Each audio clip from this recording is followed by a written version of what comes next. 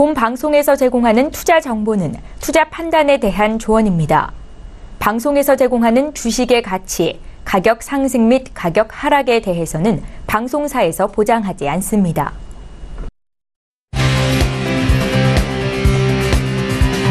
슈퍼스탁 발굴 프로젝트 글로벌 슈퍼스탁의 김민아입니다.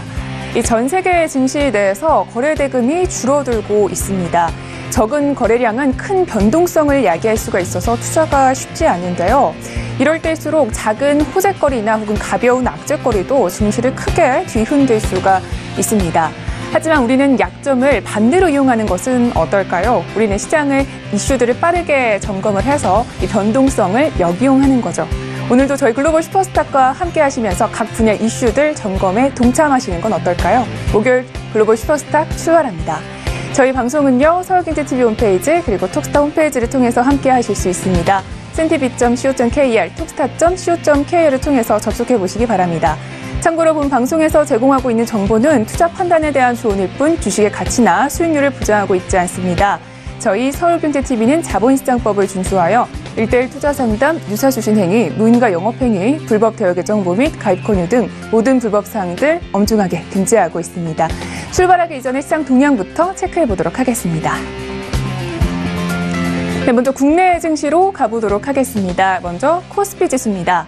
코스피 지수는 현재 0.08% 내리면서 2,305선으로 유지하고 있습니다. 수급 동향도 함께 체크해 보시죠. 코스피에서 현재는 기관과 외국인이 모두 쌍끌이 매도 중입니다. 기관은 12억 원, 외국인은 81억 원 정도 매도 중이고 개인은 나홀로 92억 원 매수 중입니다. 이어서 코스닥 지수도 함께 체크해 보도록 하겠습니다. 코스닥 지수는 현재 0.44% 내리면서 786선으로 이어가고 있습니다. 수급 동향도 함께 체크해 보시죠. 코스닥에서도 역시 기관과 외국인이 모두 쌍끌이 매도 중인데요. 기관은 175억 원, 외국인은 467억 원 정도 매도 중입니다. 현재 국내 증시에서는요, 특히 코스피 지수에서 환율이 굉장히 변수가 되고 있습니다. 원화가 강세로 돌아서게 되면 외국인의 매수를 끌어들일 수 있기 때문이죠. 이어서 해외 선물 지수도 함께 체크해 보도록 하겠습니다. 먼저 나스닥 지수입니다. 현재 나스닥 지수는 0.18% 오르면서 7,290선으로 이어가고 있습니다. S&P 500 지수도 함께 체크해 보겠습니다. S&P 500 지수는 0.12% 오르면서 2,814선으로 이어가고 있습니다. 이어서 달러 인덱스 확인해 보도록 하겠습니다. 달러는요, 현재 FOMC에서 기존 금리를 동결하겠다라고 했지만 기존의 이 점진적인 금리 인상을 유지하겠다라는 발언의 강세를 이어갔는데요. 현재는 0.02% 소폭 오르면서 94선을 유지 중입니다. 이어서 골드 체크해 보도록 하겠습니다.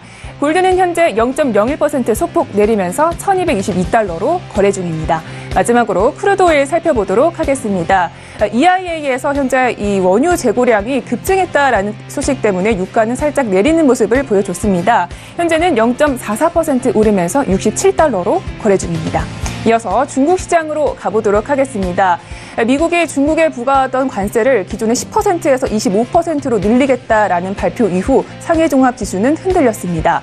어제는 1% 넘게 하락을 하면서 2,824선에서 마감을 했네요.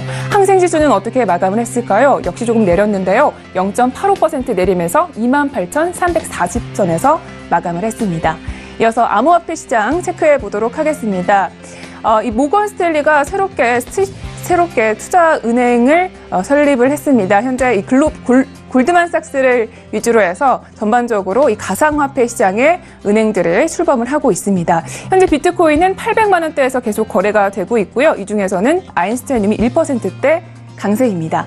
다른 코인들은 어떻게 가고 있을까요?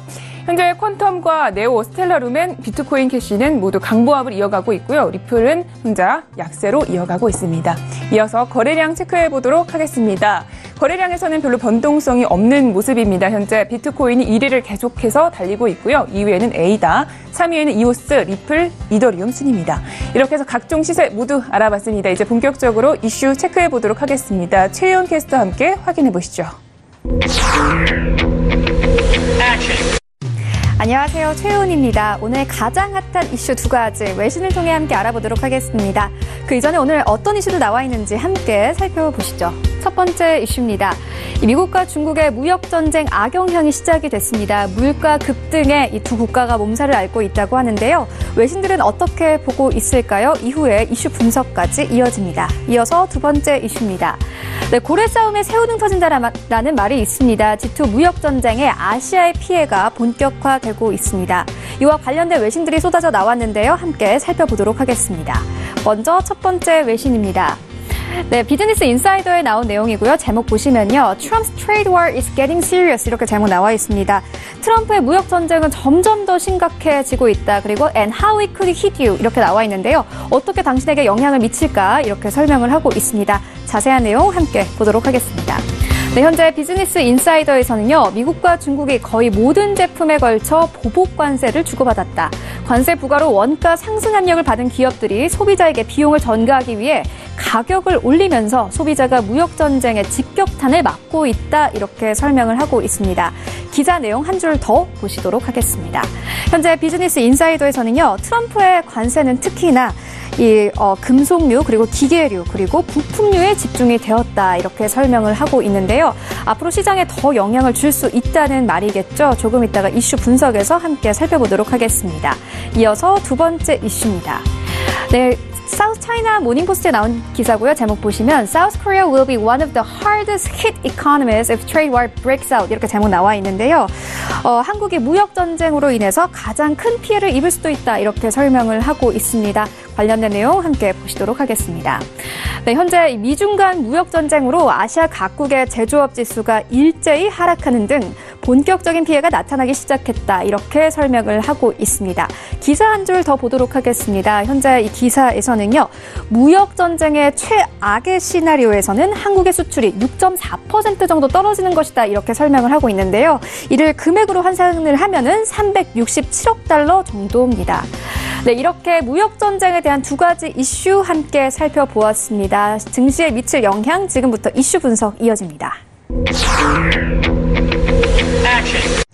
네, 오늘의 글로벌 이슈에 대해서 조금 더 자세하게 이야기를 나눠보도록 하겠습니다. 오늘 목요일장이고요. 저희 김동우 대표님과 함께합니다. 안녕하세요. 네, 안녕하세요. 반갑습니다. 김동우입니다. 네, 반갑습니다. 자, 첫 번째 이슈부터 함께 분석을 해보도록 하겠습니다. 현재 이 미중 간의 무역 전쟁이 다시 악재가 되어서 이 양국을 치받는 형국입니다. 이와 관련해서 향후 시장의 영향에 대해서 좀 알아봤으면 좋겠습니다. 네, 지금 제가 이슈로 무역 전쟁의 어떤 영향이 각 나라에 지금 악영향을 주는 것도 지금 사실이지만요. 미국이나 중국 자체에서 가장 지금 심화되는 게 소비자들이 지금 가장 고통을 받고 있다 이렇게 볼 수가 있겠고요.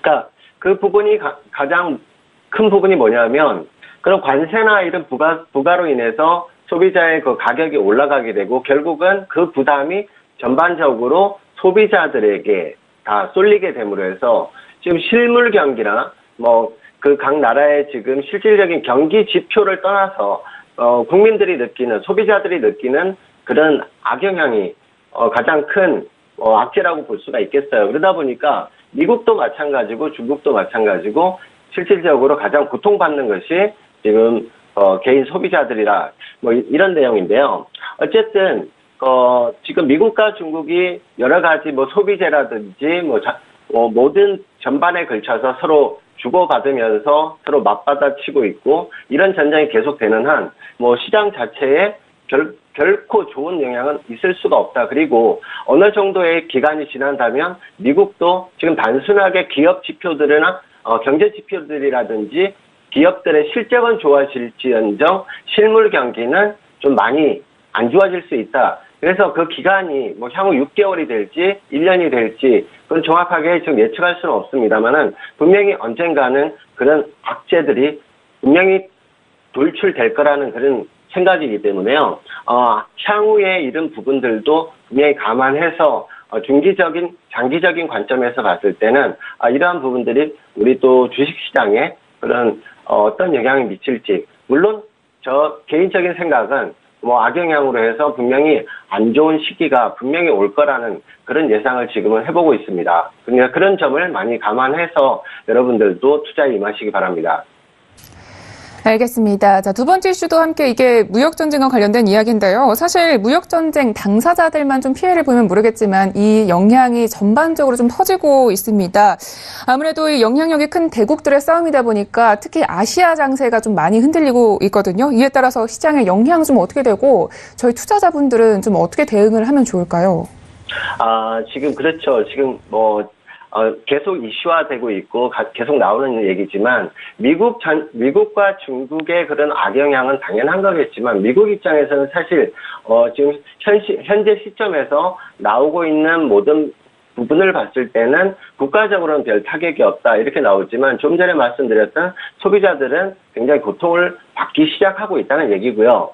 자, 지금 현재 또 이러한 사실만 놓고 보더라도 지금 미국과 중국의 무역 전쟁으로 인해서 가장 고통받는 나라들이 지금 그런 이머징 마켓이란 말이죠. 금리가 인상되면 이머징 마켓에 투자돼 있던 그런 자금들이 회수돼서 다시 본국으로 송환이 되고, 그렇다면 당연히 우리나라를 비롯한 아시아의 이머징 마켓, 특히 이제 유럽 쪽보다는 저희 아시아 경제 쪽이 굉장한 지금 타격을 받고 있다 이렇게 보여지고요.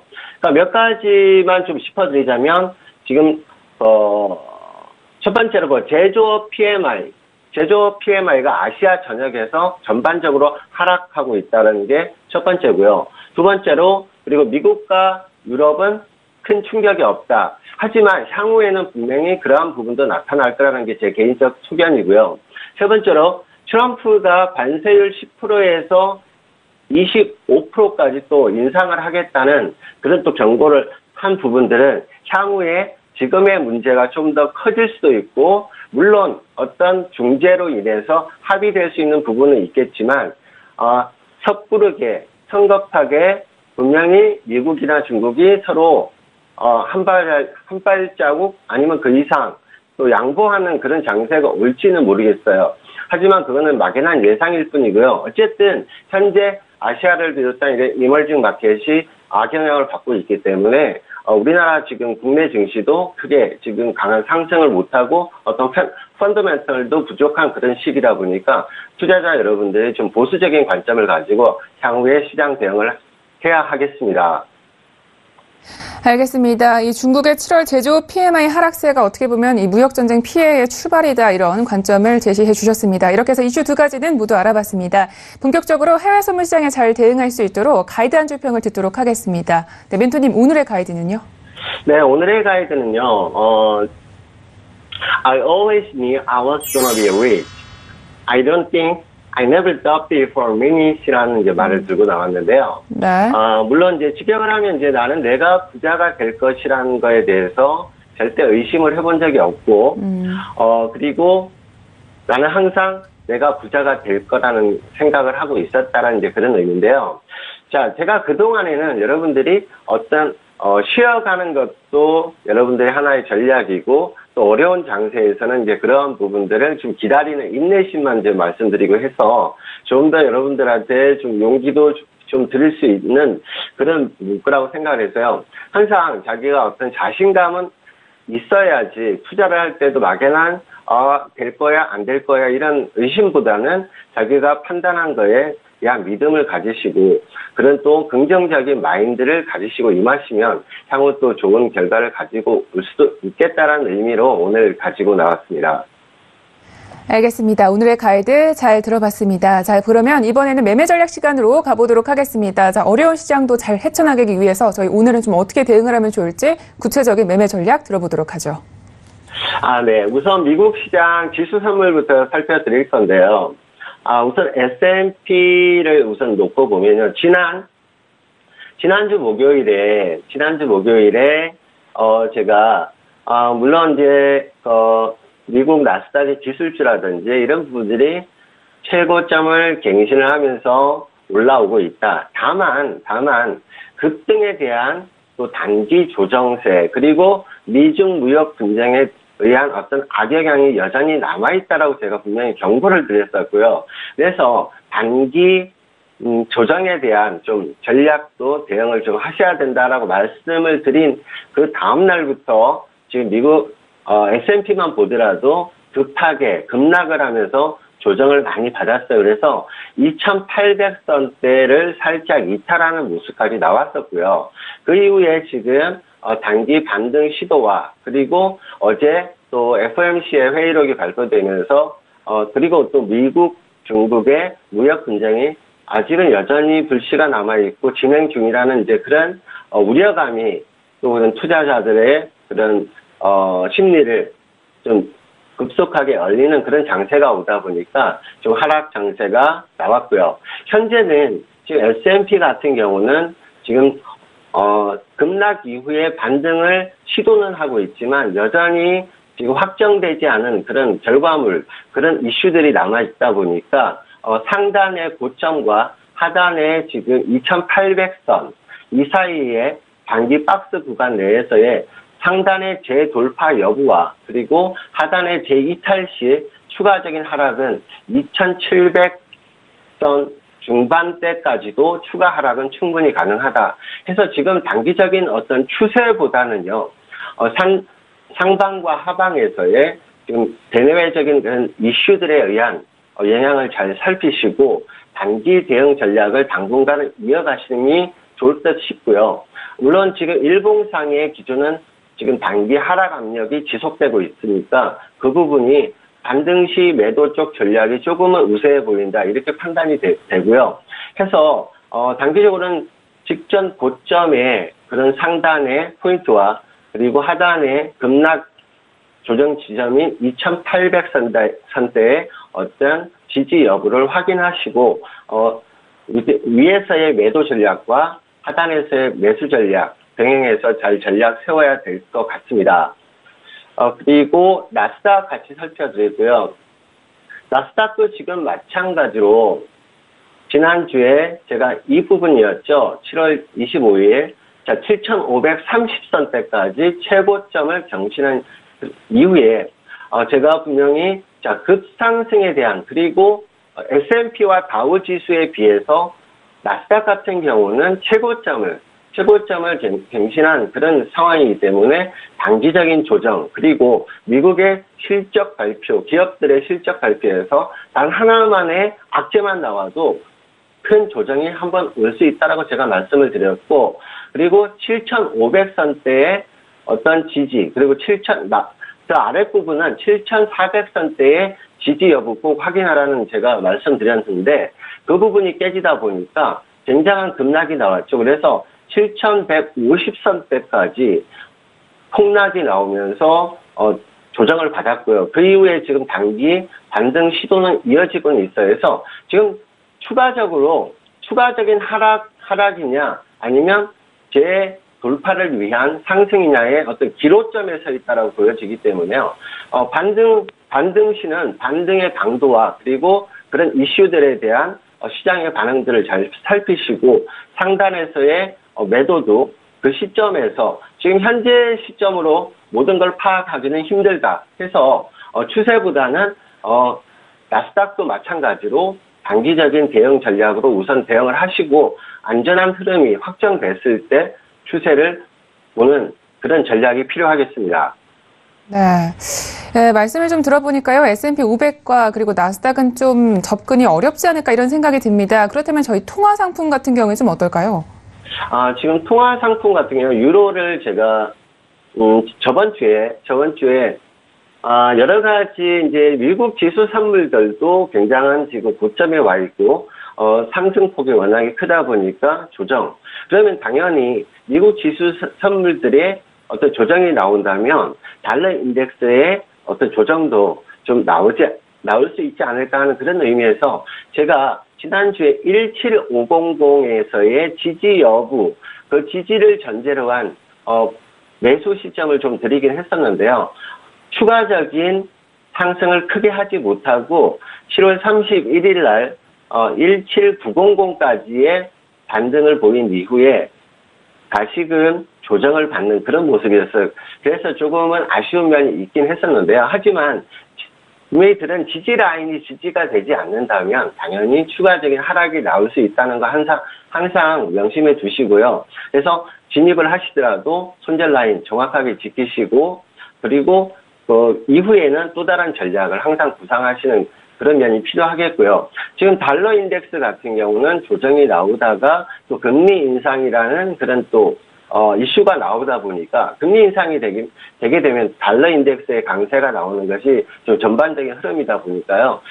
지금 유로 같은 경우는 보시다시피 6월 이후에 지속적으로 지금 거의 차트 자체가 위아래로 흔드는 저가를 찍은 이후에 추가적인 상승이 강하게 지금 나오지도 않고 또 추가적인 하락이 또 강하게 나오지도 않는 그런 시점이다 보니까요. 이 유로 같은 경우도 사실은 이런 부분이 횡보가 계속된다면 강한 상승 아니면 또 강한 하락이 크게 나올 수 있는 부분이기 때문에 그 이전까지는 단기 대응 전략만 하시고요. 어떤 상승이든 하락이든 어떤 흐름이 잡혔을 때 그 시점에서는 그쪽 방향으로 대응하시는 전략이 옳아 보입니다.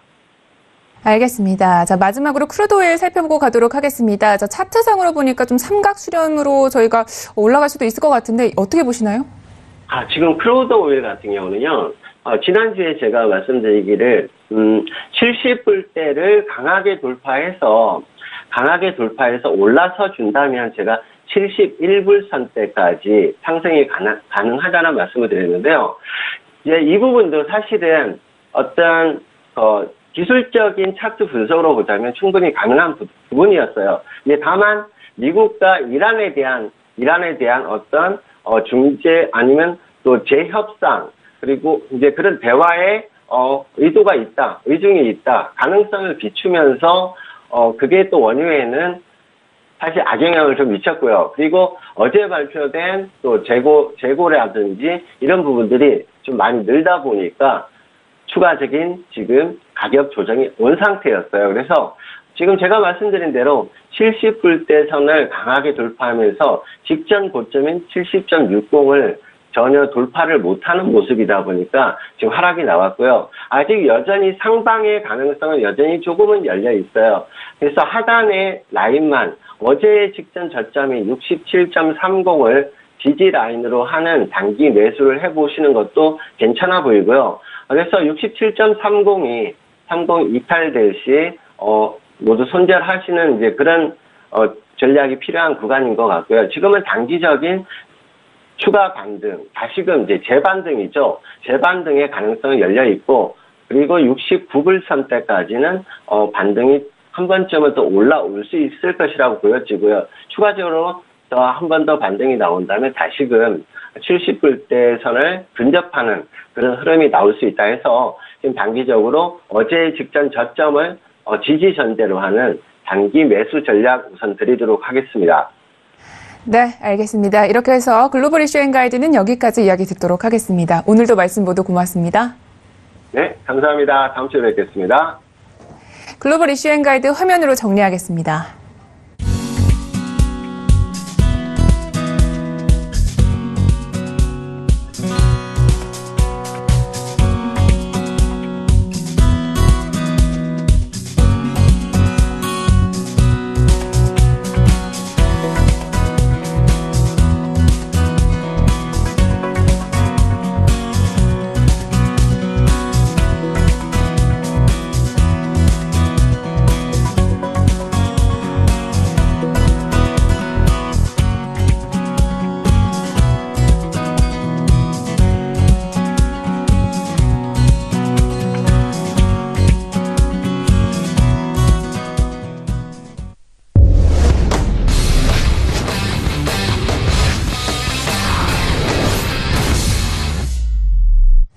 슈퍼스탁을 찾아가는 여정에서 여러분의 가이드가 되어드리는 저희 글로벌 슈퍼스탁, 이번에는 차이나 이슈 앤 가이드 시간으로 돌아왔습니다. 중국 시황 이야기 그리고 유망 투자 종목에 대해서 소개를 들어보실 수 있는데요. 먼저 차이나 이슈 어떤 것들이 나와 있는지 확인해 보시죠. 오늘의 차이나 이슈 첫 번째는요. 중국 최대의 검색 사이트죠. 바이두가 2분기 호실적을 발표했습니다. 바이두의 실적 상승을 견인시킨 주 요인은 무엇인지 김영철 멘토와 함께 자세한 분석 이어가 보겠습니다. 두 번째 차이나 이슈입니다. 중국의 성형수술 전문앱 벙메이가 5천만 달러 규모의 차입에 성공했습니다. 이처럼 중국 내에서는 미용 관련 산업들이 각광받고 있는데요. 향후 중국 미용 시장은 얼마나 성장하게 될까요? 두 번째 차이나 이슈에서 알아보겠습니다. 네, 좀 더 깊이 있는 분석을 시작을 해보도록 하겠습니다. 저희 김영철 멘토님과 함께합니다. 안녕하세요. 네, 안녕하세요. 네, 반갑습니다. 자, 분석에 앞서서 우선 전일장 마감에 대해서 알아봐야겠죠. 중국장 어떻게 마감됐나요? 네, 중국장은 일단은 단기 저점을 찍고 반등하던 그런 시점에서 어제 다시 한번 급락이 나오면서 아직 완벽한 투심 회복이 되지는 않았다라는 부분들을 다시 한번 시장이 좀 보여줬다라고 보시면 좋을 것 같고요. 상해 같은 경우가 지금 어제 한 51포인트 정도 하락을 해서 1.8% 하락 마감을 했고, 그 다음에 선전성분 같은 경우에도 170포인트 이상 이제 하락을 하면서 마찬가지로 한 1.89% 급락하는 그런 모습들을 좀 보여줬습니다. 그리고 창업한 역시 1.24% 하락을 하면서 마감을 했기 때문에 3대 지수 모두 1%대 이상 중후반대 하락을 하면서 다시 한번 시장에 좀 불안감을 키우는 그런 모습들을 좀 보여줬고요. 일단은 2700선 부근에서 단기 저점을 좀 찍기는 했지만 꾸역꾸역 올라오는 와중에 일시적으로 투자 심리가 다시 한번 무너지면서 좀 급락이 나왔다라고 보시면 좋을 것 같고, 뭐 전일 PMI도 뭐 말씀을 드렸지만 무역 전쟁에 대한 우려가 여전히 미국 증시 그리고 중국 증시를 좀 짓누르는 그런 요인이다, 이렇게 좀 보시면 좋을 것 같습니다. 그래서 변동성이 다시 한번 좀 확대될 수 있는 그런 요인이기 때문에 좀 보수적인 시장 접근이 좀 필요한 그런 시점이다, 그렇게 보시면 좋을 것 같습니다. 알겠습니다. 자, 그럼 첫 번째 이슈부터 함께 분석을 해보도록 하겠습니다. 자, 첫 번째 이슈 바이두와 관련된 이야기부터 들어보겠습니다. 네, 일단은 뭐 바이두 같은 경우는 중국 최대 이제 검색 사이트라고 보시면 좋을 것 같고요. 국내로 이제 뭐 비교를 하면 네이버다라고 이제 좀 보시면 좋을 것 같은데, 상대적으로 국내 네이버나 카카오가 실적 부진을 보여주는 것이랑은 상반되게 중국 같은 경우에는 이 바이두가 상당히 좋은 실적을 내놓는 그러한 이제 모습들을 좀 보여주면서 이러한 부분들에 조금 뭐 관심을 가져봐야 되지 않을까, 이렇게 좀 판단을 하고 있어서 주제로 좀 골라봤습니다. 네. 중국 최대 검색 엔진이죠. 바이두의 실적 호조가 미국 팡주 주식들과 굉장히 좀 대비가 되는 모습인데요. 어떤 것들이 이 호조를 일으킬 수 있는 요인으로 작용을 했을까요?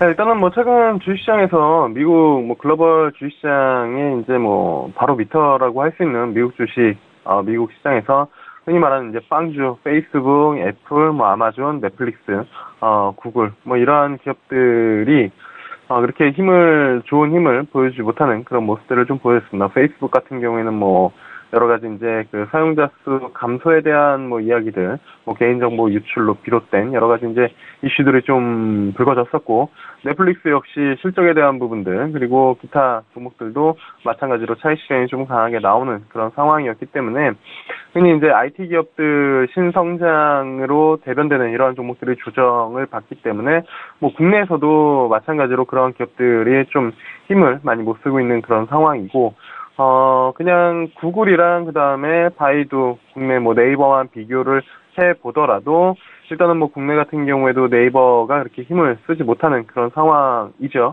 유일하게 이제 그 구글이 글로벌 이제 시장에서 확장력을 보여주지 못하는 게 이제 특히나 이제 아시아권, 특히나 이제 뭐 중국 그리고 우리나라 뭐 이러한 이제 자체 검색 엔진을 가지고 있는 그런 쪽이다라고 이제 좀 보시면 좋을 것 같고, 그거는 뭐 여러 가지 이제 뭐 분석들이 있지만 일단은 뭐 영어권 문화가 아닌 그런 부분들이 가장 클 것이고, 두 번째로는 그 지역의 그 민족 특성이 이제 좀 많은 거죠. 우리나라 같은 경우는 어쨌든 페이지를 딱 열면은 여러 가지 정보들이 한 번에 있고 기본적으로 분류를 좀 해놓고 거기서 이제 내가 찾아 들어가는 그런 부분들인데, 뭐 구글은 아시겠지만 그냥 하얀 페이지에 그냥 바 하나 있고 내가 원하는 정보를 찾아가는 그런 부분들이거든요. 그래서 뭐 국내의 네이버랑 서비스가 좀 다른 부분들인데, 뭐 중국도 이제 뭐 여러 가지 이제 뭐 한자 문화권 이런 부분들 때문에 이제 뭐 차이점이 있고요.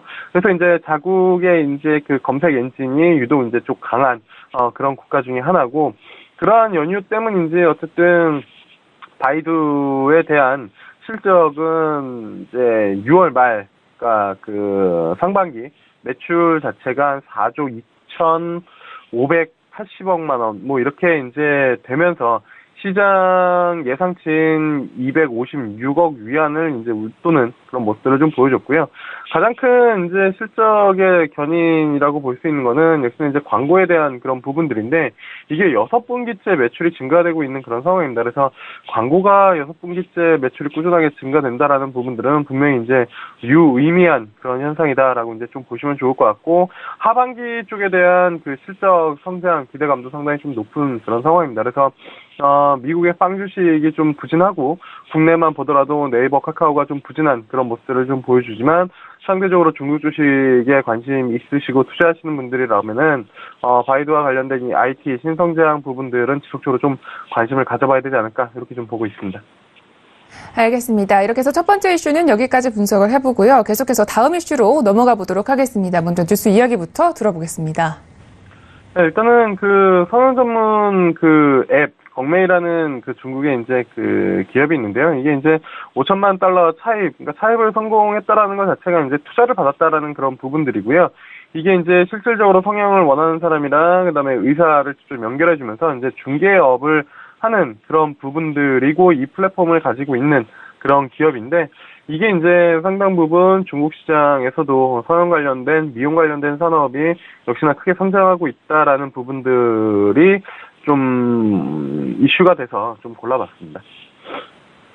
이 중국도 이제는 미용 산업 관련해서 지금 성장세에 좀 주목을 해야 하는 시점으로 보이는데요. 네, 일단은 뭐 국내 화장품 관련된 기업들이 중국에 이제 진출을 한 게 2012년 때부터 이제 뭐 집중적으로 이제 뭐 진출을 하면서 인지도를 높이고, 그러면서 주가의 상승률이 상당히 좀 높게 나타난 그런 모습들이었고요. 그다음에 이제 뭐 그 인간의 본연적인 욕구라고 해야 되나요? 이제 뭐 아름다워지고 싶은 욕구, 뭐 남자나 여자나 잘생겨지고 뭐 멋있어지고 싶은 그런 부분들은 뭐 어디나 있는 그런 부분들이기 때문에, 하지만 이제 그런 부분들은 일단은 먹고 사는 의식주가 해결이 된 다음에 이제 그 어느 정도 경제 성장이 일어나고 그 다음부터 이제 좀 나타나는 그런 사회적인 소비 트렌드인데, 중국 같은 경우에도 그런 부분들이 2012년도 뭐 이후부터 상당히 좀 강하게 진행이 되고 있다라고 이제 좀 보시면 좋을 것 같습니다. 그러니까 앞서도 말씀드렸지만 국내 이제 화장품 관련된 기업들이 2012년도 이후부터 이제 뭐 아모레퍼시픽, 그리고 뭐 그 전에 코스맥스, 한국콜마 이런 기업들, 그러니까 1세대 화장품 관련된 기업들이 이제 뭐 진출을 하면서 그 부분들을 확대시켰고, 이러한 부분들이 단순히 이제 그 화장을 하는 그런 부분들이 아니라 아예 이제 그 흔히 말해서 이제 뭐 좀 성형 미용을 받는 그런 욕구들이 상당히 좀 증가된다라고 이제 좀 보시면 좋을 것 같고요. 이러한 부분들에 착안을 해서 이제 그 말씀드린 기업, 이제 걱메이라는 기업이 이제 의사랑 그다음에 그 성형을 원하는 사람이랑 연계를 시켜주면서 그 이제 지식도 얻고 좀 더 이제 잘 맞는 그러한 이제 성형을 할 수 있도록 도와주는 그런 플랫폼이다라고 보시면 좋을 것 같고요. 국내에서는 뭐 약간 비슷한 게 이제 뭐 인터넷 카페 같은 데도 많이 활성화되어 있지만, 뭐 실질적으로 그 성형 쪽을 가면은 이제 흔히 말해서 의사 라이센스는 없지만 성형 코디네이터라고 해가지고 여러 가지 이제 뭐 그런 부분들 조언이나 스케줄 이런 부분들을 짜주는 그런 부분들인데, 이런 것들을 아예 플랫폼화 시켰다라고 이제 좀 보시면 좋을 것 같습니다. 그래서 실질적으로 그냥 일반 성형뿐만이 아니라 치과, 안과, 노화 방지, 그러니까 어떻게 보면 성형 플러스 그 주치의의 개념까지 이제 의사 라이센스는 아니지만 그런 부분들을 좀 더 손쉽게 이제 받아볼 수 있게 해주는 그런 플랫폼이다라고 이제 좀 보시면 좋을 것 같고요. 어쨌든 뭐 처음 태생은 성형 관련된 그런 부분들이기 때문에 이러한 부분들을 본다라고 하면은 중국의 성형 산업이 연평균 한 40% 정도 증가를 하면서 2020년까지는 한 76조 원 이 정도까지 이제 뭐 커질 것으로 예상이 되고 있기 때문에 이러한 부분들에 대한 지속적인 좀 관심이 필요하지 않을까, 이렇게 좀 보고 있고요. 국내에서 이제 뭐 화장품 그리고 뭐 미용 관련된 종목들 뭐 이미 많이 알려져 있지만 추가적인 성장이 좀 더 가능하다. 그리고 실질적으로 중국에 있는 그런 관련된 기업들도 여전히 성장 가능성이 상당히 크다라고 보시면서 좀 투자 아이디어를 좀 찾아보면 좋지 않을까, 이렇게 좀 보고 있습니다. 네, 알겠습니다. 계속 커지고 있는 산업이기 때문에 관련 종목들도 잘 분석을 해봐야겠습니다. 자, 이제는 매매 전략 시간으로 가보도록 하겠습니다. 오늘도 유망투자 종목에 대해서 소개를 해주실 텐데요. 오늘은 어떤 기업인가요? 일단은 일전에 한번 말씀을 드렸었던 풍화고가라는 기업입니다. 말씀드리고 나서 단기간에 한 20% 이상 상승을 한 그런 종목이고요. 이게 이제 7월 12일 날 말씀을 좀 드렸던 걸로 기억이 나는데, 그때 이제 18.000 위안에서 단기간에 한 일주일 만에 24.000 위안을 찍으면서 급등을 좀 보여줬었는데, 마침 딱 그 대만 쪽에 MLCC 관련된 기업들이 조정 이슈가 나오면서 같이 좀 흘러내렸습니다. 근데 충분히 이 시점에서는 다시 처음 추천드렸었던 그 가격 부분이기 때문에 재접근이 가능하다. 그때 이제 못 사신 분들은 좀 접근이 가능하다라고 보시면 좋을 것 같고요. 대만 MLCC 기업들 관련된 부분들 한번 보면은 이게 이제 그 회계 이슈랑 그다음에 여러 가지 이제 이슈가 같이 맞물리면서 좀 하락을 한 그런 부분들이었습니다. 근데 실질적으로 풍화고가 같은 경우에는 2분기 실적에 대한 우려는 제한적이다라고 보시면 좋을 것 같고요. 실적은 꾸준히 좀 잘 나올 것이다. 그리고 고점 대비 이제 단기간에 좀 조정을 받았기 때문에 국내 시장에서도 오늘 사마콘덴서랑 그다음에 삼성전기 이런 종목들 납폭과대 그리고 2분기 실적에 대한 부분들 때문에 반등이 나오고 있기 때문에 중국 시장이 열리면 당연히 이 MLCC 관련된 종목들이 글로벌리하게 같이 움직이는 경향들이 있습니다. 먼저 일전에도 이제 대만 관련된 종목들이 움직이는 거 보고 국내에서도 이제 관심 갖는 거 보고 제가 이제 풍가고가를 찾아가지고 방송을 통해서 말씀드렸고 단기간에 한 20-30% 수익이 났었던 그런 부분들인데 대만 종목들이 빠졌기 때문에 국내 종목들 빠지고 그 다음에 풍가고가도 빠졌다. 근데 일단 대만 종목들 그리고 우리나라 종목 오늘 시장에서 반등 나오면 다시 풍가고가 반등 나오겠죠. 너무나 쉽습니다. 사실 단순하게 국내 주식 삼성전기나 아니면 사마콘덴서 이런 종목들만 보고 MLCC 가격 추정하는 건 너무 어려운데 글로벌리하게 이렇게 동조화 현상을 보여주는 섹터나 아니면 기업들이 있을 때는 먼저 치고 나가는 종목 치고 나간 다음에 후발주자 딱딱 잡아가지고 매매하면 아주 쉽거든요. 그래서 그런 측면들 본다라고 하면은 오늘 풍가고가 충분히 반등이 나올 수 있다라고 보시면 좋을 것 같고 단기 저점 찍고 올라올 때 매수하면 그거보다 더 좋은 매매 전략은 없다라고 이제 좀 보고 있습니다. 그래서 매수하시면 좋을 것 같고요. 매수가는 19.500 위안 언더에서는 적극적으로 좀 공략을 해보시면 좋을 것 같고요. 목표가는 24.000 위안, 손절가는 18.000 위안 잡고 대응하시면 좋지 않을까 이렇게 좀 보고 있습니다. 알겠습니다. 한 번 더 신규 매수가 가능하다라는 입장에서 지금 현재 풍화고가에 대해서 이야기를 주셨습니다. 이렇게 해서 차이나 이슈 앤 가이드는 여기까지 들어볼게요. 오늘도 말씀 모두 고맙습니다. 예, 감사합니다. 차이나 이슈 앤 가이드 화면으로 정리하겠습니다.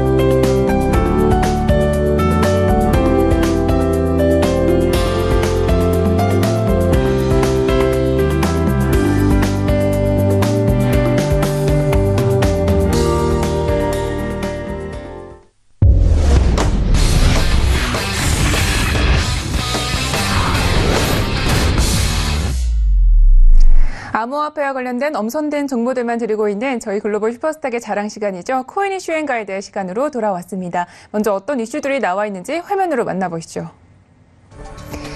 첫 번째 코인 이슈입니다. 다소 어렵고 복잡한 암호화폐 지갑 보안키에 불편을 겪었던 이용자들이 많았을 텐데요. 암호화폐 업계는 좀 더 쉽고 대중화된 암호화폐 시장 조성을 위한 해결책 마련에 돌입했다고 합니다. 어떤 해결책을 들고 나왔는지 첫 번째 코인 이슈에서 알아봅니다. 두 번째 이슈입니다. 국회 입법조사처의 보고서에서 암호화폐 관련 법안 개정에 대한 중요성을 언급하면서 시장이 술렁이고 있습니다. 입법처는 암호화폐 관련 법안의 어떤 부분을 지적했고 또 어떤 개정안의 필요성을 언급했는지 잠시 후에 좀 더 자세히 살펴보도록 하겠습니다. 네, 본격적으로 코인 이슈 앤 가이드 시작을 해보도록 하겠습니다. 저희 선주 멘토님과 연결돼 있습니다.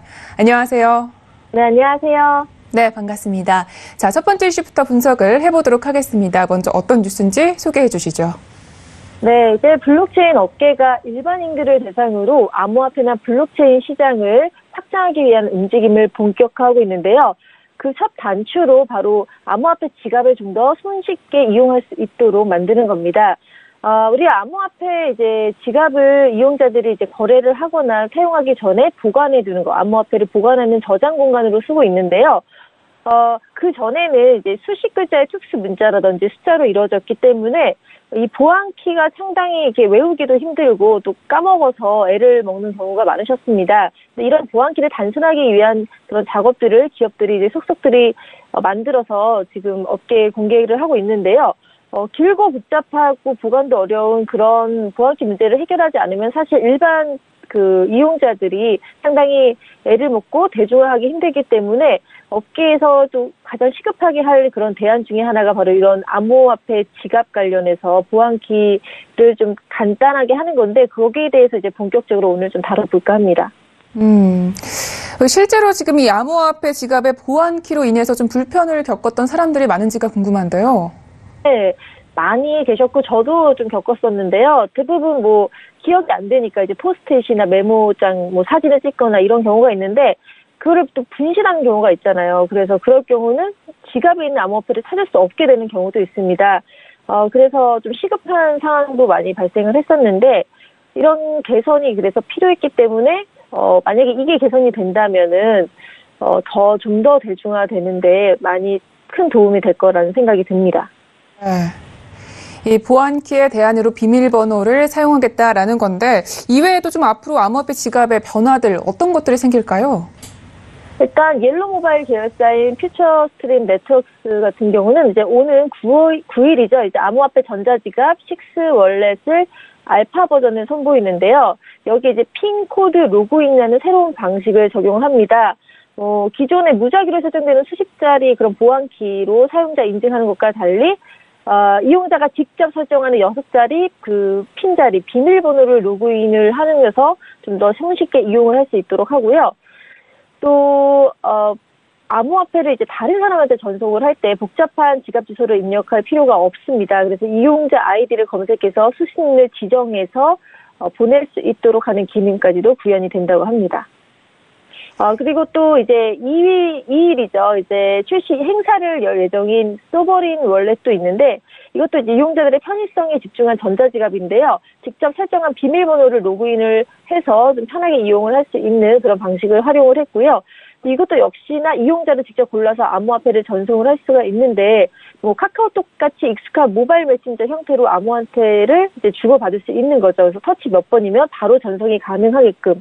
그리고 또 카카오의 블록체인 계열사인 그라운드 X도 이런 암호화폐 접근을 좀 쉽게 할 수 있는 방안을 고심 중에 있는데요.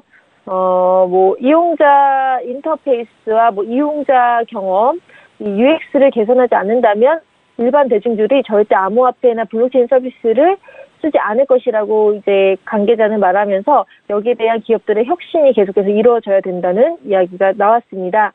계속해서 지금 출시 예정인 것도 많고 개발하기 때문에 머지않아 올해 안에 좀 더 대중화되는 데 일조를 하지 않을까라는 생각이 듭니다.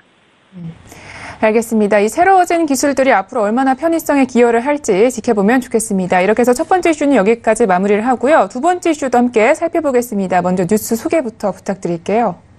네. 국회 입법조사처가 이제 공개한 2018 국정감사 정책 자료에 따르면요.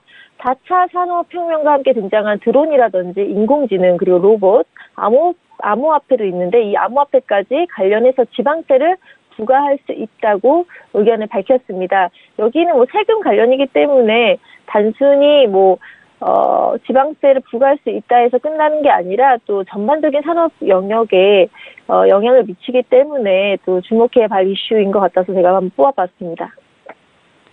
이 국회 입법조사처에서 좀 구체적으로 어떤 내용을 내보냈는지 궁금한데요. 자세하게 좀 들어볼게요. 네.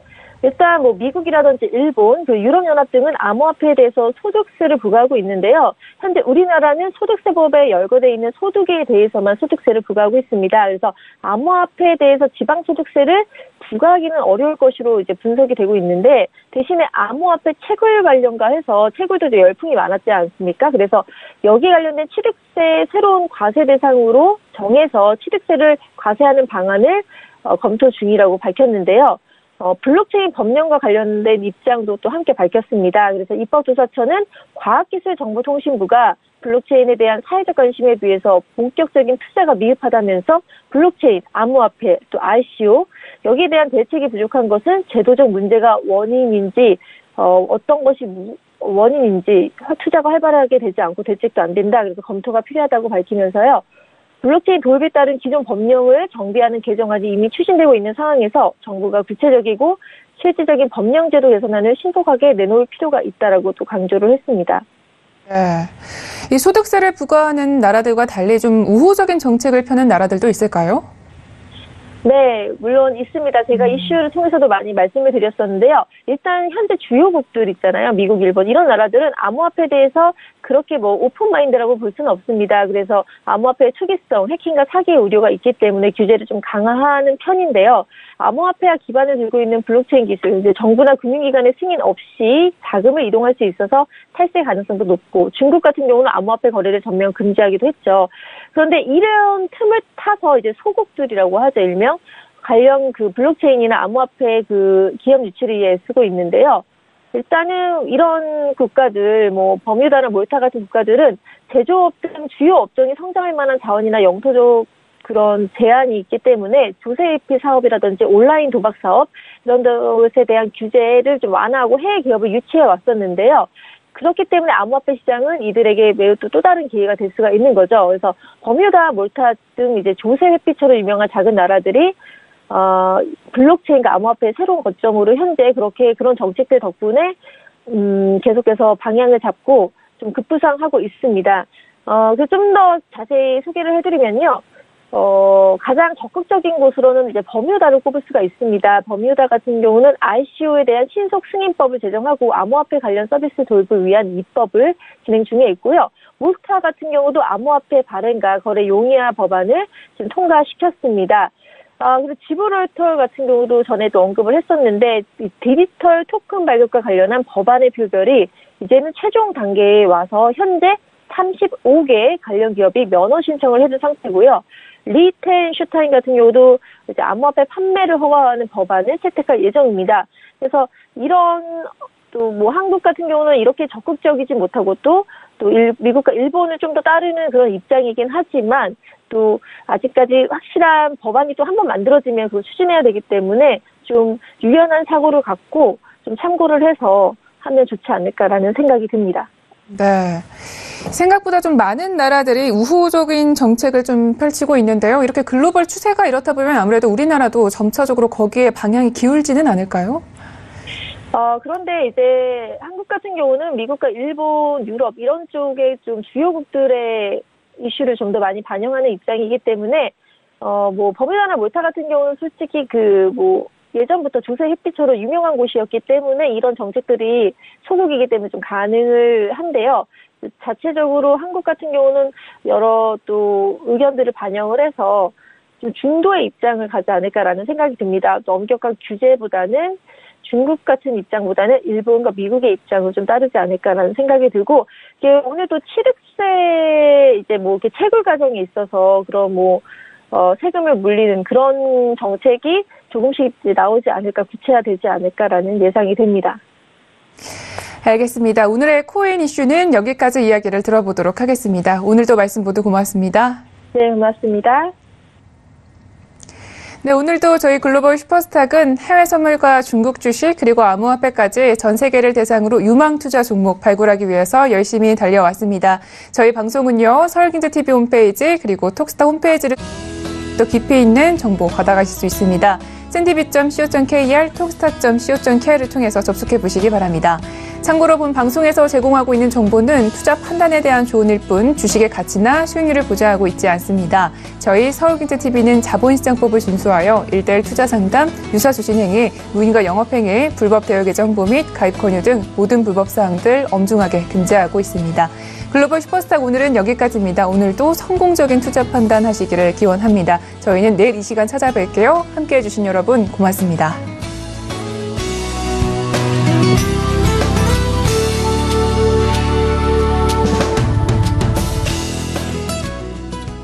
본 방송에서 제공하는 투자 정보는 투자 판단에 대한 조언입니다. 방송에서 제공하는 주식의 가치, 가격 상승 및 가격 하락에 대해서는 방송사에서 보장하지 않습니다.